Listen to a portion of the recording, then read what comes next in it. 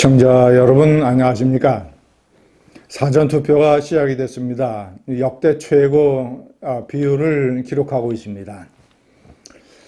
이런 추세라면 아마 사전투표율이 전체 투표율의 절반을 넘는 결과가 나올지도 모르고, 전체 투표율은 4년 전 총선 때 66.2%를 훌쩍 넘어서 70%에 육박을 하는 그런 열기를 보일지 모릅니다. 시청자 여러분, 이제 최대 관심은 과연, 오늘부터는 이제 여론조사를, 오늘부터 실시하는 여론조사는 공표를 하지 못하도록 되어 있습니다. 깜깜이 터널 속으로 들어갑니다.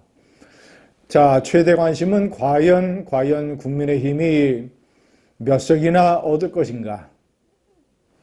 100석은 넘을 것인가? 아니면 150 이상 과반수를 기록할 것인가? 아니면 그 중간쯤에 머물 것인가?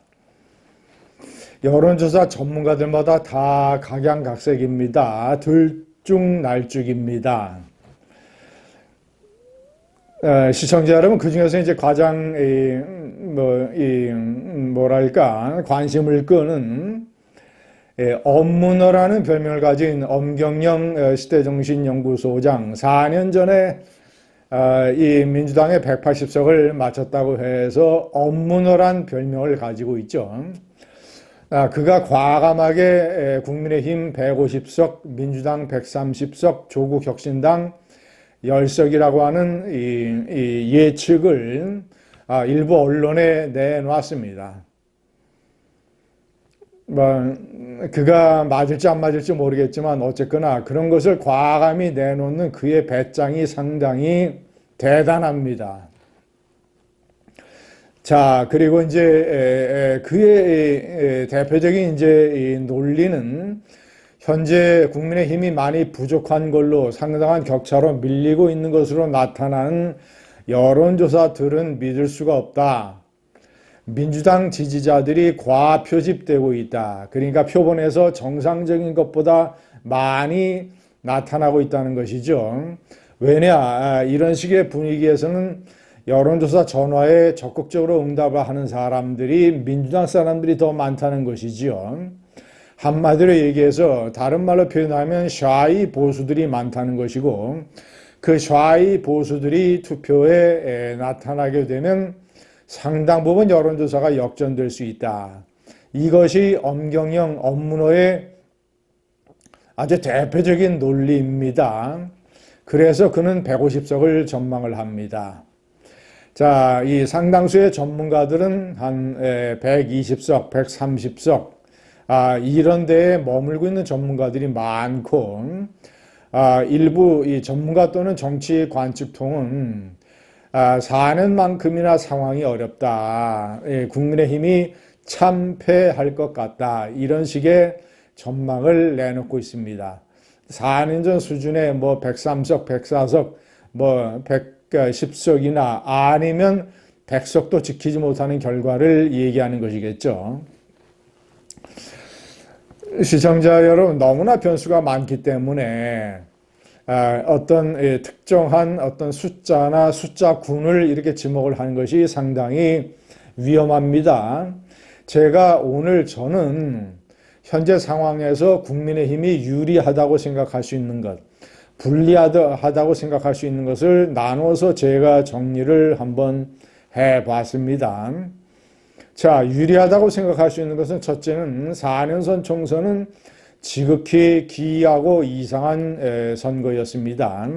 코로나라고 하는 이 절대적인 어떤 이 불안의 변수가 유권자들을 사로잡았습니다. 그러니까 거기에 완전히 조국 사태도 묻히고 말았습니다. 그리고 헬기에서 돈을 뿌리듯이 뿌려댄 문재인 정권.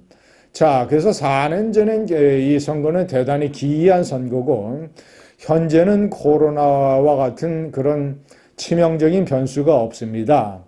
고물가가 있긴 하지만 코로나만큼의 위협적인 것은 아닙니다.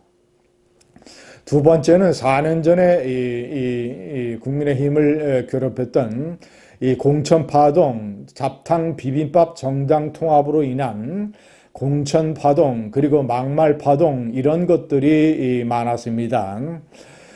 그리고 한동훈이라고 하는 어떤 대권 주자에서 1, 2위를 다투는 그런 이 주자가 없었습니다.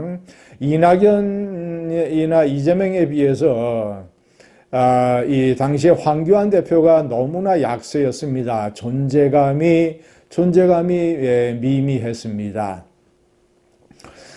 이런 것들, 그리고 이제 악재가 많이 해소됐습니다. 남아있는 게 의정 갈등인데, 자, 이것은 이제 이 총선 때까지 결정적인 타결을 보면 다행이지만, 그렇지 않더라도 일단 윤석열 대통령이 대화라고 하는 물꼬를 텄기 때문에 어느 정도 이것이 이 치명적인 변수로 작용을 그럴 가능성은 별로 없습니다. 자, 그리고 연령별 유권자 중에서 60대 이상이 현재 32%를 차지합니다. 4년 전에 비해서 약 5%포인트나 늘었습니다. 한 200만 명 정도가 늘었습니다. 자, 그래서 과거에는 투표율이 높으면 이 민주당에게 유리하고 낮으면 국민의힘에게 유리하다 이런 말이 있었는데 지금 이제 엄청난 속도로 고령화가 진행이 되면서 이런 연령별 유권자 이 변화가 있기 때문에 60대 이상의 32%를 차지하고 있는 이 막강한 60대 이상의 투표율이 보통 60대 이상의 투표율은 40대, 50대보다 10%포인트 정도 높고 역대 선거를 정리를 해보면 40대, 50대 투표율은 20대, 30대 투표율보다 7% 정도 높습니다.